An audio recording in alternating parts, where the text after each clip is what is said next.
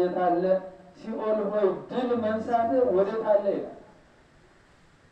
ሞት ያላሸነፈው ሞት ያልያዘው ሞትን በሞቱ ድል ያደረገ መድኃኒዓለም የተመሰገነ ይሁን።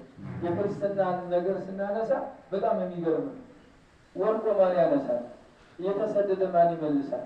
እየተጠማ ማን ያረካል? ምዕመናን ከክርስቶስ ውጭ ሞቶ ሕይወት የሚሰጥ እኮ እሱ ብቻ። ስለዚህ እኛ በእሱ ያመን ሁሉ እንነሳለን። በሞቱ ከሞቱ ጋር እንደምንተባበር በትንሣኤው ደግሞ ከትንሣኤው ጋር ምን እንላለን? እንነሳለን። ክብር ምስጋና ለእርሱ ይሁን። ከአምስቱ አዕማደ ምስጢር አንዱ ምስጢረ ትንሣኤ ሙታን።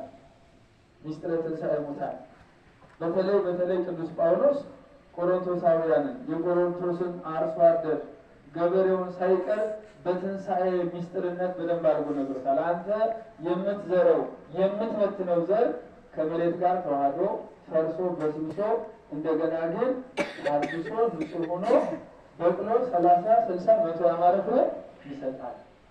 ልክ እንደዚህ ነው። በዓለም ዙሪያ የሆኑ ነፍሳት በዕረፍተ ዘመን የተገኙ ሁሉ የመለከት ድምፅ ሲሰማ ክርስቶስ ወደዚህ ዓለም ሲመጣ ቅዱስ ዮሐንስ በራእዩ እንደተናገረ ወጉት ሁሉ ያዩታል። ያን ጊዜ ሙታን እንደ ዓይን ጥቅሻ ይነሳሉ ነው። የትንሣኤ ክብር እንዲኖረን አምላካችን ትንሣኤ ዘለ ክብር እንዲያስነሳን ቅዱስ ፈቃድ ይሆንልን። ለዛ ደግሞ ትንሣኤ ሕሊና ያስፈልጋል። የሕሊና መነሳሳት የትንሣኤው ተካፋይ የምስጢራቱ ተካፋይ ለመሆን የሕሊና መነሳሳት አስፈላጊ ነው። አሁን በርካታ አዋቂ የሆናችሁ ምዕመናን ወጣቶችም ጭምር ወንድሞቻችን እህቶቻችን አክፍላችሁ አስቀድሳችሁ ሥጋ ወደሙ ተቀብላችኋል። እንኳን ለዚህ አበቃችሁ። ሁሉም ይህን ነው ሊያደርግ የሚገባ። ከሞቱ ጋራ ከትንሣኤው ጋራ በመተባበር የክርስቶስን ፍቅር የምንገልጠው በዚህ ነው። እሱ እስከ ሞት ድረስ እንደወደደን እስከ መቃብር እንደፈለገን ሥጋውን ቆርሶ ደሙን አፍስሶ እንካችሁ ብሉኝ እንዳለ ሁሉ እኛ ደግሞ እንደምንወደው የምናውቀው በፍቅሩ ተማርከን ንስሐ ገብተን ዕለት ዕለት መለኮት የተዋሃደውን የክርስቶስን ቅዱስ ሥጋና ክቡር ደም ስንቀበል ነው ስርየተ ኃጢአት የምናገኘውና እግዚአብሔር አምላካችን ትንሣኤውን ስላሳየን በትንሣኤውም ስላበቃን ክብር ምስጋና ለእርሱ ይሁን። በእውነት ላለፉት 55 ቀናት ነው የሚሆነው። ቀደም ብሎ ጾመ ሕልቃል ከዛ ዓርብ ጾም አለ። ሰሙነ ሕማማት ጋር ሲቆጠር በአጠቃላይ 55 ቀናት ነው የቆየን።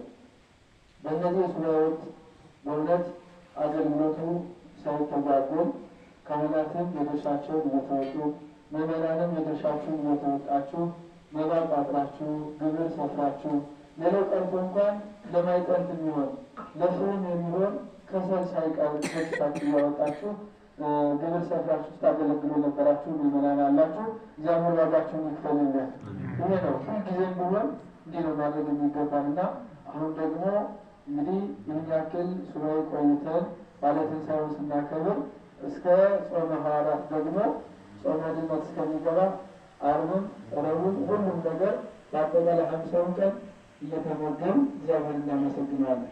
ቅድም በመዝሙሩ ሲዘመር ሰምታችኋል አይደል? ምንድን ነው ያለው የተባለው? ወምድርኒ ትገብር ፋሲካ ታጥባ በደመ ክርስቶስ። ምድርን በክርስቶስ ደም ታጥባ ፋሲካን ታደርጋለች።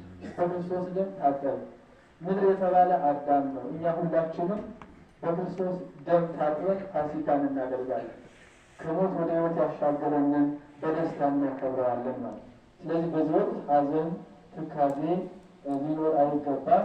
ሁሉም በተሻለ መጠን ገብረ ሰላም በመስቀሉ ሰላምን አደረገ ብላ ቤተክርስቲያን እንዳወጀችው ሁላችንም በተቻለ መጠን ቤተክርስቲያን የምናመጣው ቤተክርስቲያን እያመጣን እንዘክራለን። ካህናትን አክብራችሁ በጣም ሲጠሩ ደግሞ ካህናት መጥተው በቤት ይባርካሉ፣ ይጎበኛሉ። መምህራኑን፣ ካህናቱን፣ አጠቃላይ አገልጋዮችን እንደዚህ አጥናችሁ በሚጠሩበት ሰዓት ይሄ በካህናት አስተዳደሩ በቄሰ ገበዙ በኩል ይነገራል። በዛ መንገድ አክብራችሁ ሲጠሩ አክብረው ደግሞ ካህናት ይገኛሉ፣ መምህራኑ ይገኛሉ። በትርፋት የሚያገለገሉት እንደዚህ አጥናችሁ ቀዳሲያንን ብቻ ምትሉ እንደ ቁጥራቸውን ወስናችሁ በምትነሩ ሁሉንም በምትሉ መንገድ በአግባቡ መልዕክት ከተላለፈ እየመጡ ካህናት ይባርኳቸዋል። እንግዲህ ባለ ሀምሳውን እግዚአብሔር ባርኮ ቀድሶ ከነገ ጀምሮ ከዛሬ ጀምሮ ሰጥቶናል ማለት ነው። ክብር ምስጋና ለእርሱ ይሁን። ሁላችንም በጸሎት እንነሳ። ብዙ ያቆያችሁን ድካም አለ። በጸሎት